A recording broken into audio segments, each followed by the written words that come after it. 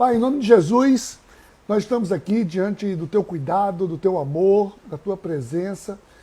Louva a Deus pela vida de cada pessoa que está aqui conosco, agora online ou em outro momento qualquer.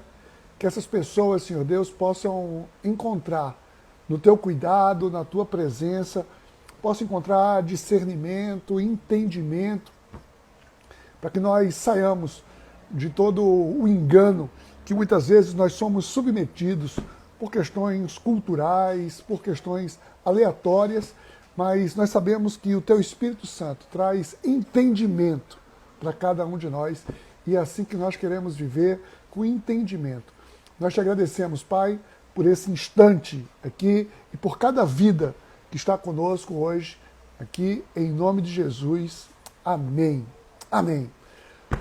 Muito bom, gente. Olha só, estamos aqui então, deixa eu só antecipar para você aí, para ver se você quer logo desistir. Você quer, não, essas perguntas são muito fáceis, eu vou embora, que eu já sei tudo. Olha só, as perguntas são assim, vê só, as perguntas que nós temos hoje.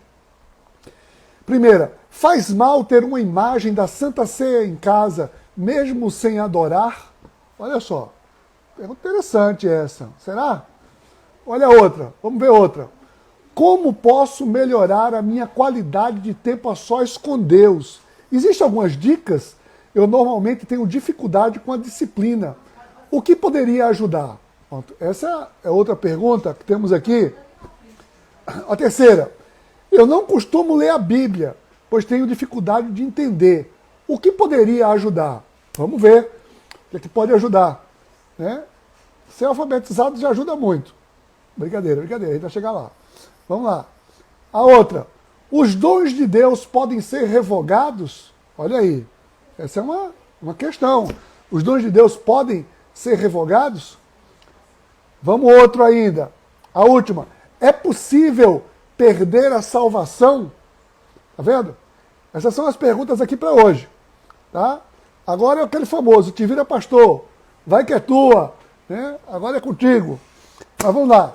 Gente, olha, como eu tenho dito sempre aqui, e assim, quem está acompanhando aqui sabe, e desculpa por ser repetitivo, mas eu preciso dizer sempre, tá, que assim, quando eu trago aqui as respostas, eu não quero absolutamente ser desrespeitoso com ninguém, é com muito cuidado, com muito zelo, tá? Então, às vezes, uma resposta, assim, a gente tem pouco tempo aqui, e às vezes uma resposta muito pragmática, ela pode não ter, assim, a abordagem que merecia ter, mas a gente também não pode fugir das respostas, né? Temos que dar aqui algumas respostas, sem ficar ali também só em cima de um muro, né?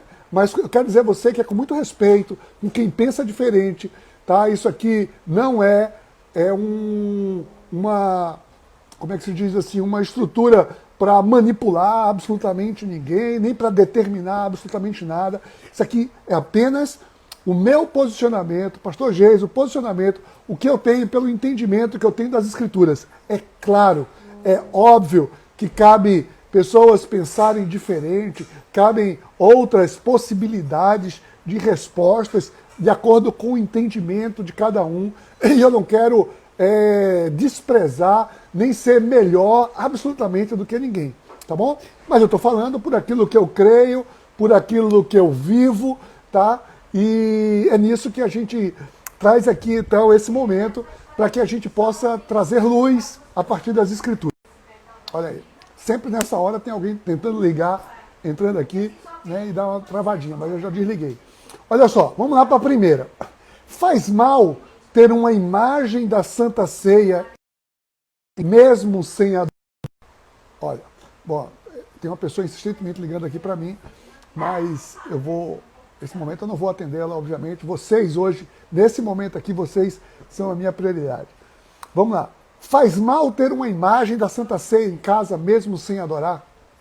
Gente, olha só, essa questão de faz mal, né, imagens, né, ter elementos de decoração, de ter assim, representatividade, sejam eles quadros ou esculturas.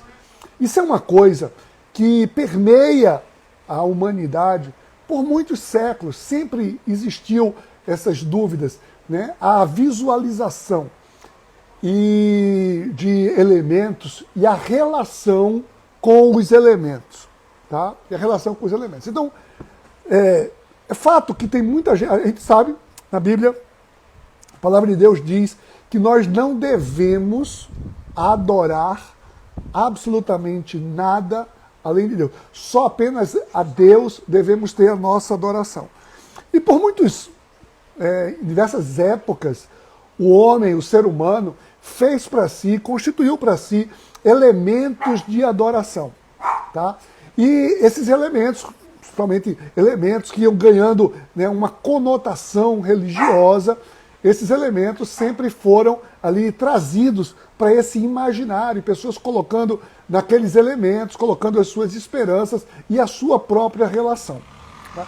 É importante a gente falar um movimento que surgiu aproximadamente no entre o século VII e o século VIII, que foi o movimento iconoclasta. A iconoclastia, né, é um movimento que íconos, uma palavra grega, né, que a raiz íconos, que vem de ícone, e klastos, que é de quebra, que era um movimento de destruição de tudo aquilo que fosse icônico. Então, o movimento iconoclasta, então, essa repetição iconoclasta, ela existe, assim, é cíclico, ela vai e volta, esse pensamento iconoclasta que tem que sair destruindo tudo que seja representatividade, tudo que seja imagem. Mas preste atenção, aqui a gente precisa entender que a gente não precisa quebrar os elementos materiais físicos. A gente precisa quebrar a ideia de idolatrar elementos, coisas, né, na matéria. Tudo é criação. Nós somos adoradores do Criador e não da criação. Tá? Então, esse movimento, que foi um movimento ali no Império Bizantino, né, que surgiu e que na época era o imperador Leão, e esse movimento ele devastou muitos símbolos e assim muita história, muita arqueologia, muitas coisas que seriam obras arqueológicas foram destruídas simplesmente por isso, tá? E nós precisamos entender a importância. Olha só, eu quero destacar aqui o seguinte: existe uma importância das imagens, né, das artes na história e na comunicação. As imagens e as artes, elas sempre serviram no passar de cultura para retratar uma história.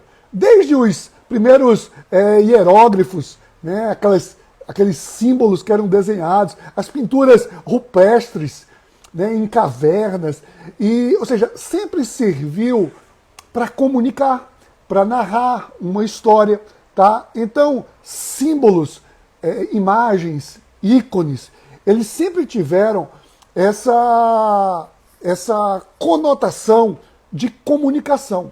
Mas o problema é que o ser humano, na sua sede divinal, a sua sede de Deus, tá? E na questão de não conseguir visualizar Deus, cria para si, então, nesses elementos criados, elementos de adoração, de veneração. E aí é importante que a gente separe aqui três relações com a arte. Três relações. A primeira é a relação de contemplação. Você pode contemplar uma estátua e ver ali naquela estátua o quê? A obra de arte, né? A beleza, a riqueza dos detalhes. Você vê a habilidade do artista.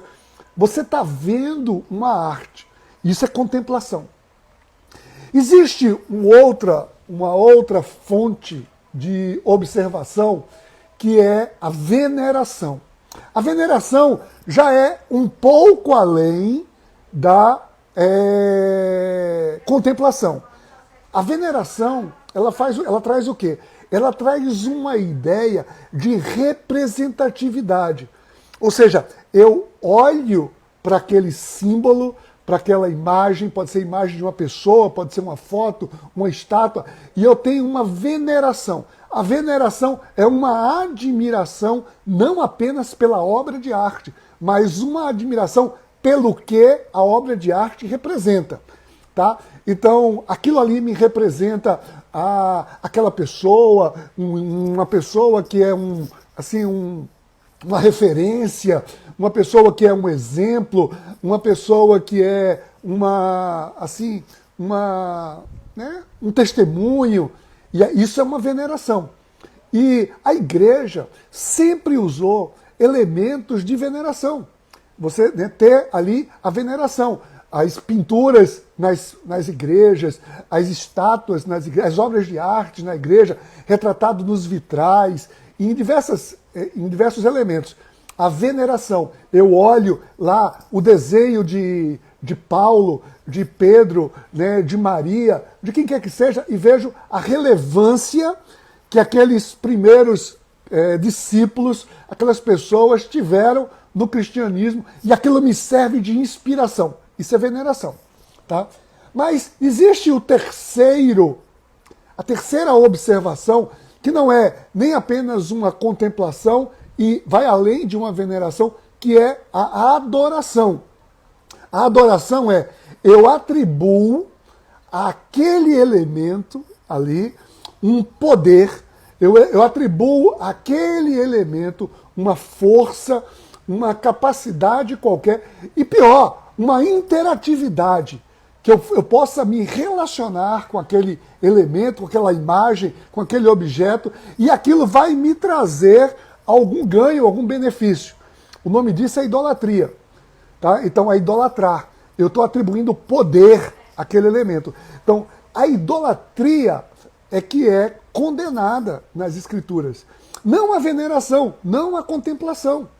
Então, o movimento iconoclasta, esse sentimento de que eu preciso quebrar tudo que seja imagem, tá? Então está quebrando, muitas vezes, apenas elementos de observação, elementos de contemplação ou veneração.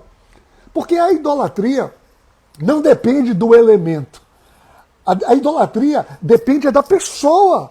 É a pessoa que está olhando para aquele elemento. Ou seja, um mesmo elemento, ele pode ser simplesmente, por exemplo, como foi citado aqui, né, uma imagem da Santa Ceia. Uma imagem belíssima, está ali bem desenhado, ou talhado em madeira, enfim, em que quer que seja. Eu posso olhar para aquilo ali e admirar, contemplar como obra de arte. Eu posso simplesmente contemplar. Eu posso, olhando para aquilo ali, venerar e ver Jesus.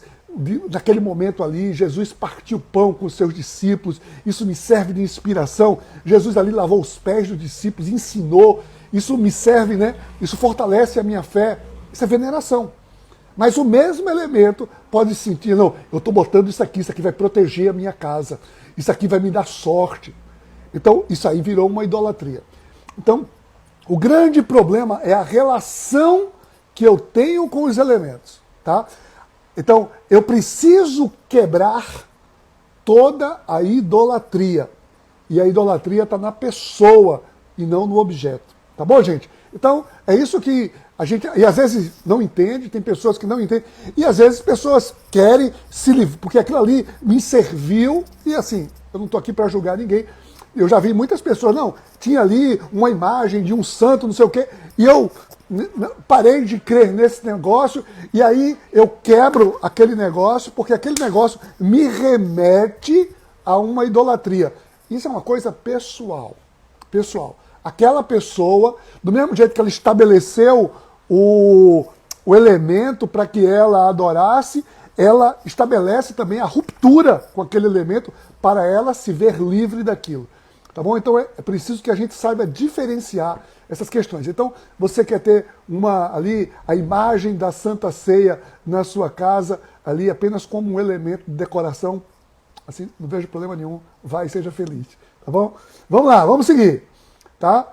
Segunda pergunta. Olha só. Como posso melhorar minha qualidade de tempo a sós com Deus? Existem algumas dicas? Eu normalmente tenho dificuldade com disciplina. O que poderia ajudar? Bom, a pessoa já acabou de dizer qual é a solução. A solução é desenvolver a disciplina. Porque assim, um tempo a sós, qualquer atividade que a gente vai fazer requer de nós uma disciplina. Eu preciso realmente ter uma disciplina. E a melhor maneira de eu desenvolver uma disciplina de um tempo a sós com Deus, sabe qual é? É experimentar. Experimentar. Eu começo com uma experiência. Né? Todo hábito, tudo aquilo começa sempre com uma experiência.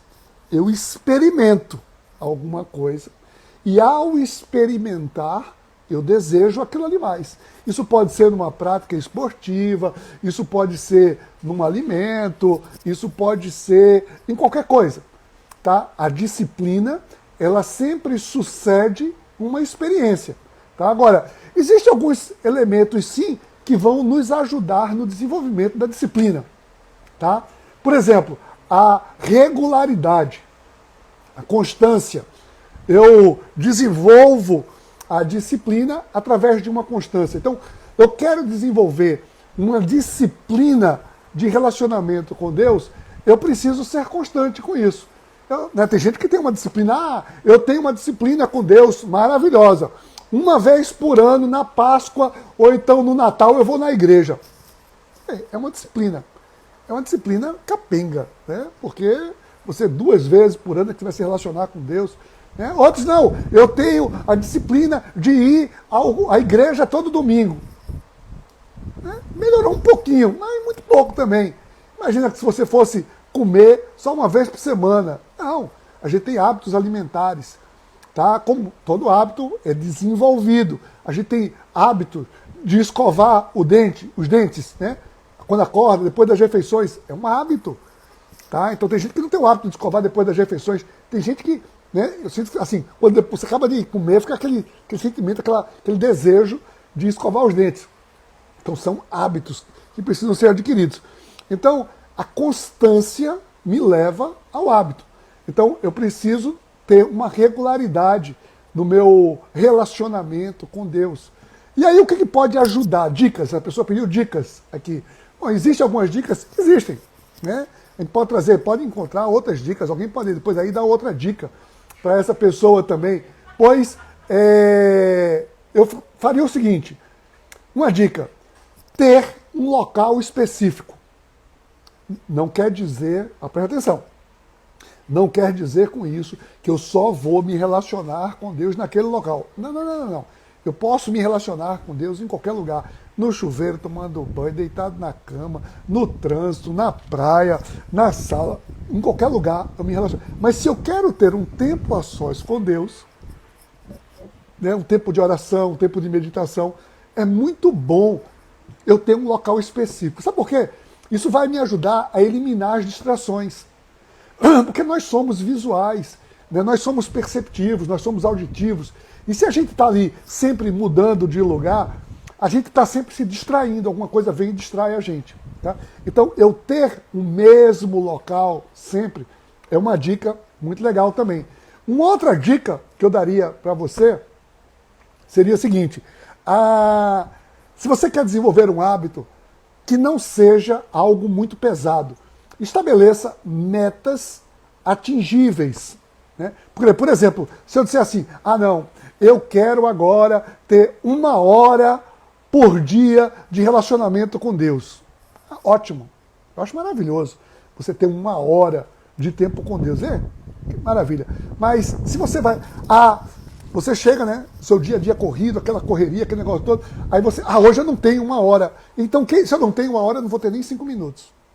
Tá? Então, e assim... não, depois, hoje não deu. E se você estabelece naquele local, você estabelece, não, eu vou ter aqui por dia pelo menos 5 minutos, 3 minutos que sejam, 1 minuto, sei lá, o tempo que for, mas você estabelece que aquele horário ali Porque é o seguinte, 1 minuto todo mundo tem. Você pode não ter 1 hora livre por dia. Achar que não tem. Mas 1 minuto você tem. Então quando a gente bota aquele ali, né, aquele tempo, 1 minuto, ou 2 minutos, 5 minutos que seja, a gente vai ali, naquela constância, naquele mesmo local, naquela mesma hora, a gente vai adquirindo um hábito. Tá? Então, depois de adquirido o hábito, naturalmente, olha, você vai experimentar mais tempo. Tá? Então tem gente que tem o hábito sempre pela manhã, de manhã cedo, logo quando acorda. Tem outros que é na hora de dormir. Mas dormir é mais complicado, né? Você vai ali, vai deitar, vai orar, e já foi ninado e foi embora. Né? Tem gente que escolhe um horário durante o dia, enfim, qualquer que seja, desde que você consiga cumprir aquela disciplina, e aí sim, desenvolvendo essa disciplina, você desenvolve a disciplina, e aí vai ser partir para o abraço, é só o prazer, tá bom? Então, se a dica que eu daria seria essa, qualidade, né, um tempo a sós com Deus, um tempo de qualidade, é desenvolver realmente a disciplina, através da constância, um local adequado e uma quantidade razoável de tempo, né, para que tenha ali sempre crescente naquele momento. Vamos lá, vamos seguir, vamos para a terceira aqui. É até meio relacionada com a outra. Diz assim, eu não costumo ler a Bíblia, pois tenho dificuldade de entender. O que poderia ajudar? Gente, eu digo sempre, quando as pessoas dizem isso, o seguinte, eu entendo esse sentimento, eu já tive esse sentimento também. Mas olha, eu não sei se você se lembra, quando era criança, eu me lembro quando eu era criança, no início do ano, e aí meu pai comprava os livros escolares, né? Chegou o livro da 5ª série, o livro, né? Ali chega, e você pega o livro e abre ele assim no meio e vai ver alguma coisa, e você não entende absolutamente nada. Absolutamente nada. Não faz o menor sentido aquilo lá. Né? E depois, com o passar do tempo, você começa, né, pelo primeiro dia de aula, e vai explicando, e vai entendendo, e aquilo ali vai numa crescente, parará, parará, e você entende aquilo lá. Chega no final do ano, você abre o livro, se você estudou, obviamente, né? E você vai ter noção, pelo menos, daquilo ali, o que é que era. Mas tudo que é novo, tudo que é assim, a ser desvendado, precisa também de uma disciplina, né, de um entendimento para que a gente possa galgar. E a Bíblia, né, a Bíblia pode ser entendido dessa mesma maneira. Tá? Então, aquela disciplina que a gente falou anteriormente pode nos ajudar muito. Eu vou ter uma disciplina de ler a Bíblia. Tá? E eu vou ler, eu vou começar lendo, sabendo, né, que, primeiro entendendo o que são as partes da Bíblia, eu preciso entender, tá? Eu entendendo as partes da Bíblia, eu vou saber, porque é o seguinte, a Bíblia é um compêndio de livros, né? A palavra Bíblia significa isso, é um compêndio de livros. E esses livros, eles são diversos livros com diversas, digamos assim, naturezas literárias, né? Então, tem diversos tipos, tem livros de poesia, tem livro de história, tem livro de profecia, tem livro de sabedoria, né? Tem diversos livros poéticos, tem diversos gêneros literários. Né? Até o gênero literário revelação, né? Que tem, a gente vê lá em Apocalipse, a gente vê em Daniel, vê uma parte em Oséias. São gêneros literários que nós temos na Bíblia. Então eu entender um pouco, pegar um panorama da Bíblia e saber que eu vou ler os provérbios, que são provérbios, né? O que são os salmos, mas entendendo o seguinte, que tudo na Bíblia traz princípios, traz valores. Então, você quer conhecer mais a Bíblia, quer ler a Bíblia, uma coisa ajuda muito, tá? Por exemplo, aqui, né, ó, Ó, pô, a pastora Márcia falou exatamente, ótimo aqui, né? Para mim funcionou. Orar e ler, orar e ler, orar e ler. Depois disso, uma Bíblia de estudo. De repente, Deus vai revelando a sua palavra. Perfeitamente. Isso aí. Né? Então, orar. Sabe por quê? Orar, eu devo orar antes. Porque é o seguinte, a Bíblia, ela foi... Muita gente diz assim, a Bíblia foi escrita por homens. Foi. Ao longo de muitos anos, cerca de 40 homens escreveram a Bíblia, mas escreveram, nós cremos, inspirados pelo Espírito Santo de Deus. Então, o mesmo Espírito Santo de Deus que inspirou os homens a escreverem as Escrituras, o Espírito Santo está disponível hoje para nos dar entendimento daquilo que nós podemos ler.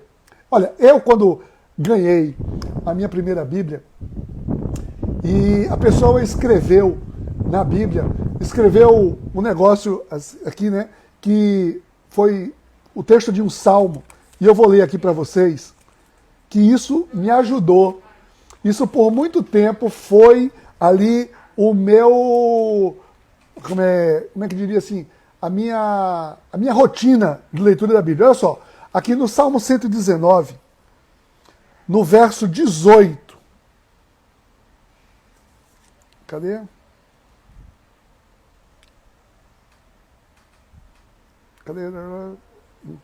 Cadê o Salmo 119? Cadê? Salmo 119, está aqui. Verso 18. Diz assim. Vê só o que é que diz no verso. A pessoa escreveu isso na dedicatória. Diz assim: abre os meus olhos para que eu veja as maravilhas da tua lei. Sou peregrino da terra, não escondas de mim os teus mandamentos. Pronto. Essa aqui foi por muito tempo a minha oração antes de ler a palavra. Antes de ler. Antes de ler a Bíblia, sempre, todos os dias, eu pegava a Bíblia, eu estou lendo o Evangelho de João. Primeira coisa que eu fazia era ler esse salmo, em oração. A minha oração era, abre os meus olhos para que eu veja as maravilhas da tua lei. Pronto, essa é a minha oração. Então, orar antes de ler é fundamental. E depois, quando eu acabava de ler, eu orava também, sabe para quê?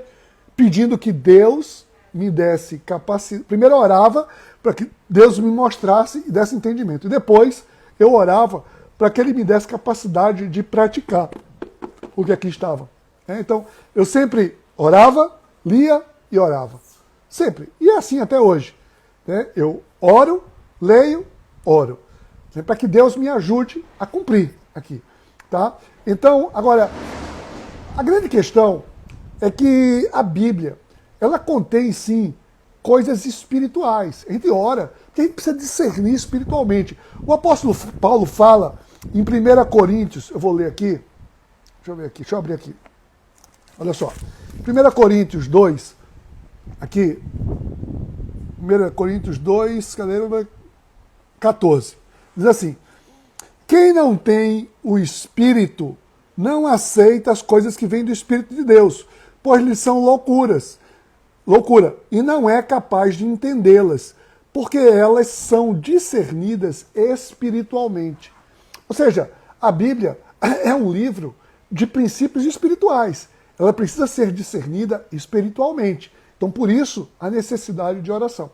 Sabe outra coisa que me ajuda muito também no entendimento da Bíblia? É eu meditar. Meditar na palavra. O que é meditar? Meditar primeiro, eu tenho que ter atenção. Que tudo aquilo que eu disse, a gente tem aqui poesia, tem lei, a gente tem mandamento, tem um monte de coisa. Porém,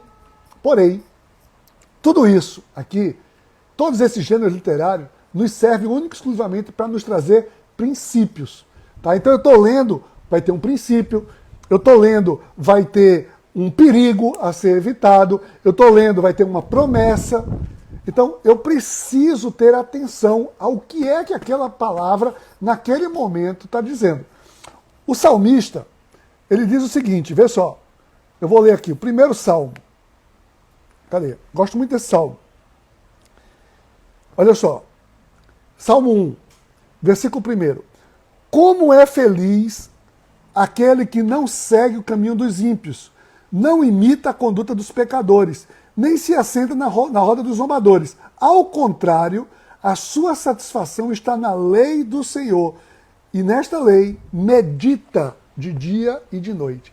Meditar é trazer à mente, é entendimento, é eu buscar entender aquilo que está escrito. E sabe uma coisa que me ajuda muito a meditar? É eu dar ênfase nas palavras. Eu digo isso dos alunos do seminário. Eu digo, você quer aprender a meditar? Dê ênfase em cada palavra. Por exemplo, esse versículo 2 aqui, né? Só pegando como exemplo. Ele diz assim, ao contrário, a sua satisfação está na lei do Senhor, e nesta lei medita de dia e de noite. Eu posso ler dessa maneira, né? Eu li assim, ao contrário, sua satisfação está na lei do Senhor, e nessa lei medita de dia e de noite. Mas se eu dou ênfase a uma palavra, eu estou meditando. Eu digo assim, ao contrário, dá só ênfase, ao contrário, a sua satisfação está na lei do Senhor. Ou seja, ao contrário de quê? De não estar na roda dos escarnecedores. Então, eu vejo, não, eu preciso entender, eu preciso estar ao contrário daquilo lá. Aí pronto, essa foi a ênfase, isso é uma meditação. Então, em vez de ao contrário, eu vou meditar em outra palavra. Eu vejo assim, ao contrário, a sua satisfação está na lei do Senhor. Vê? Aí eu trago satisfação.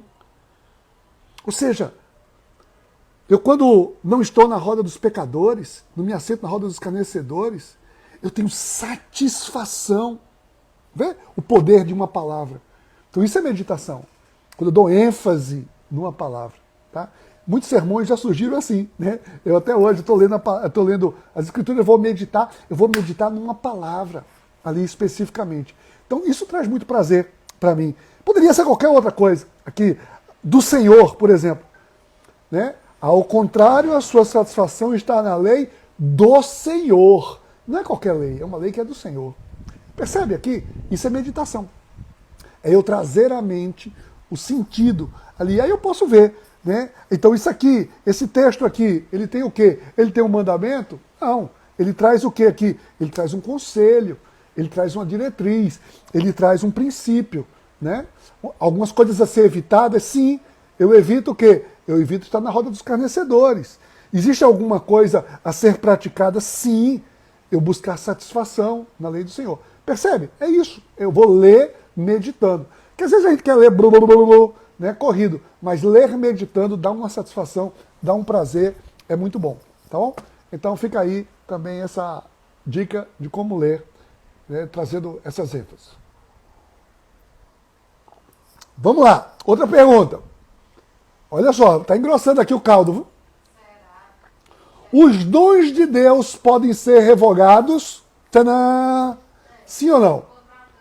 O que são, né? A gente precisa entender o que são os dons de Deus. Tá? Os dons de Deus, a gente entende, né? Dom é um presente de Deus. Né? É uma capacitação que Deus nos dá para nos aperfeiçoar na nossa fraqueza. Tá? Então, Deus nos dá dons, presentes.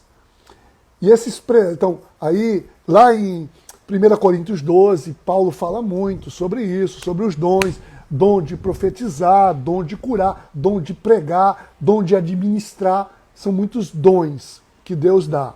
Tá? Os dons de Deus podem ser revogados?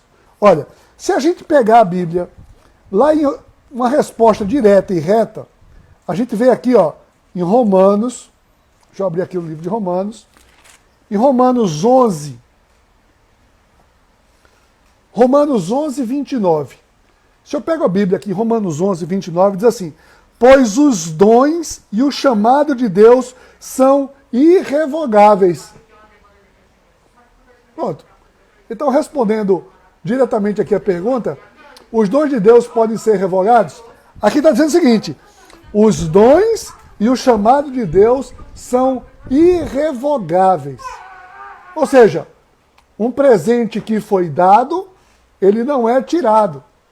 Foi dado o presente. Deus deu o presente. Agora, a gente precisa entender algumas coisas aqui. Precisa entender algumas questões. Né? Quando a gente entende o que são os dons, a quem pertencem os dons, né? Para que servem os dons. Os dons são do Espírito, os dons são de Deus. Deus me deu um dom, mas o dom é dele, ele me deu para eu usar. Né? Nós somos fiéis administradores de tudo aquilo que é de Deus aqui na terra. Então Deus me deu os dons. Deus não perdeu a soberania. Tá? E a gente precisa entender, Paulo, quando está escrevendo aos Coríntios, Paulo deixa muito claro essa noção para que servem os dons. Paulo faz uma analogia que nós somos um corpo. Né? Um corpo tem muitos membros.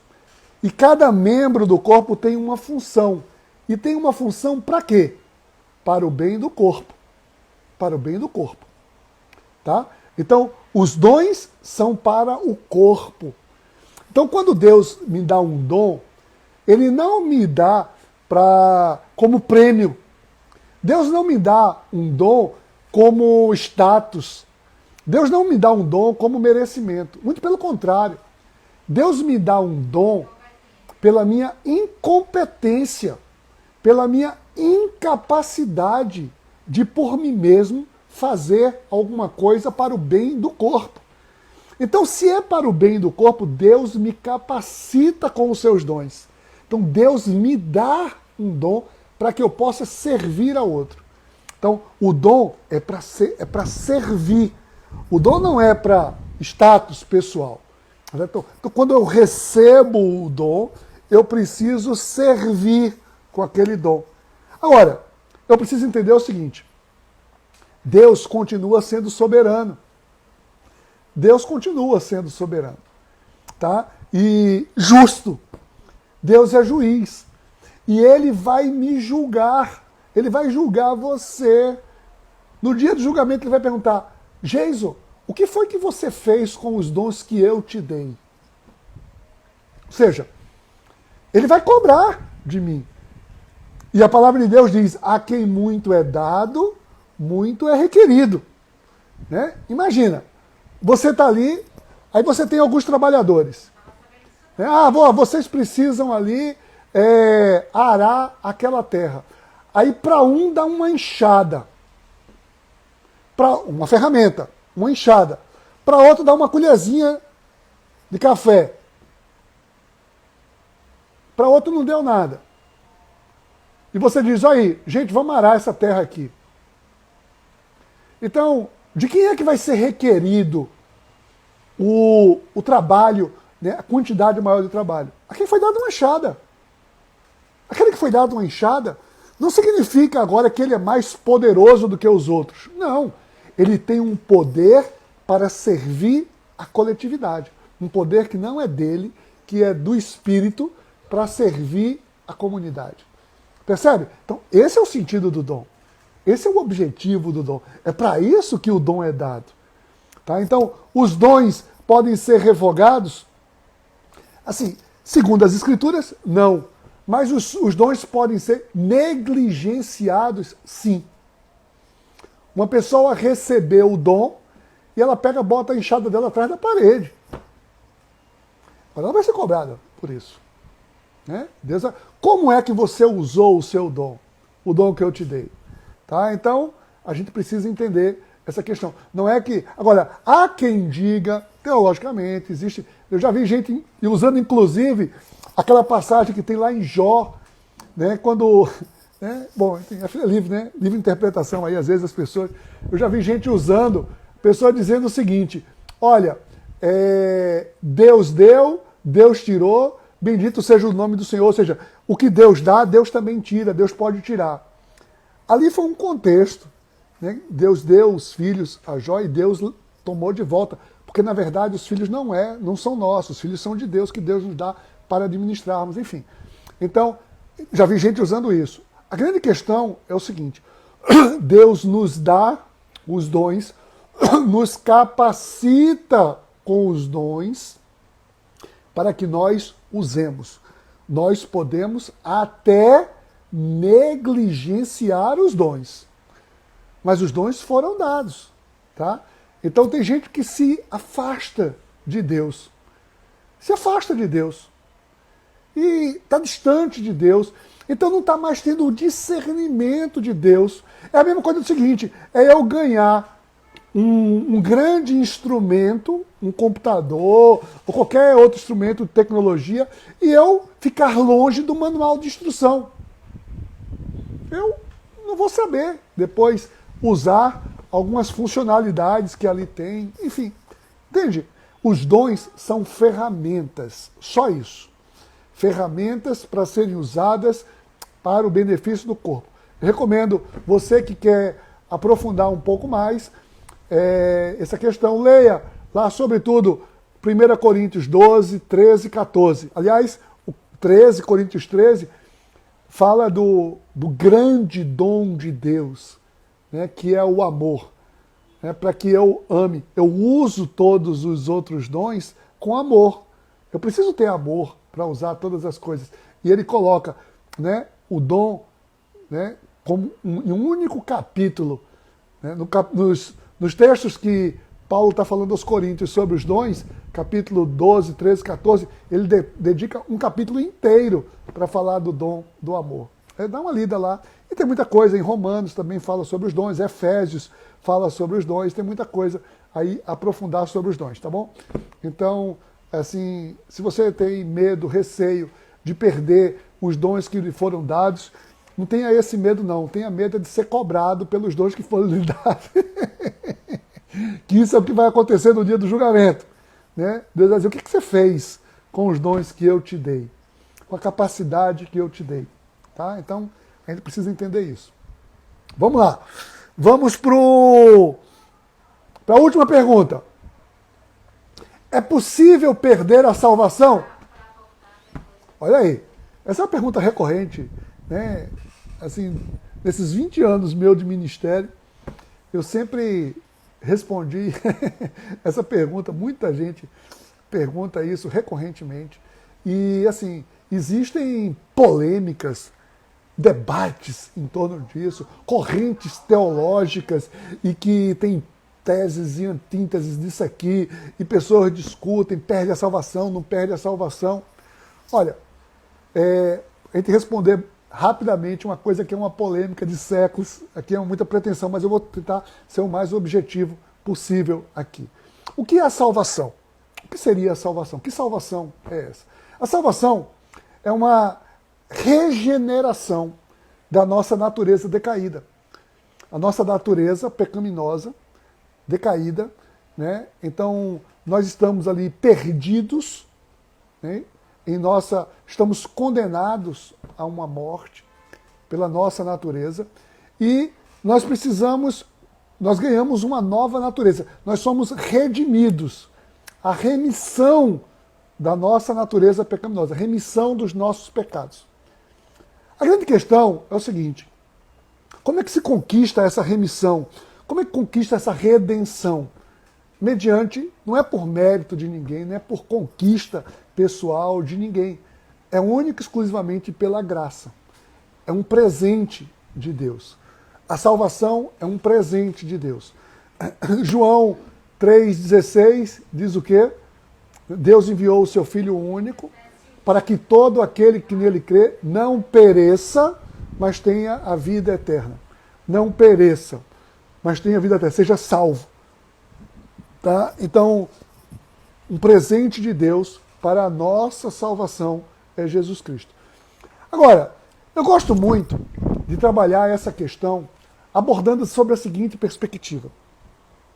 Nós, como somos salvos, quando existe a regeneração, nós somos adotados como filhos de Deus.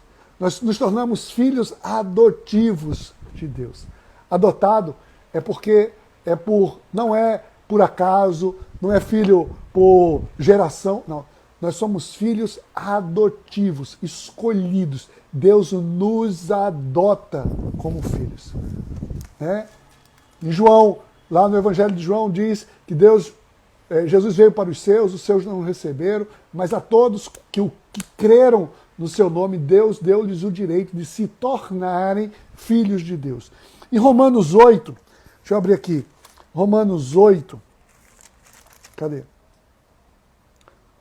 Está aqui, ó, no versículo 14. Diz assim: porque todos os que são guiados pelo Espírito de Deus são filhos de Deus.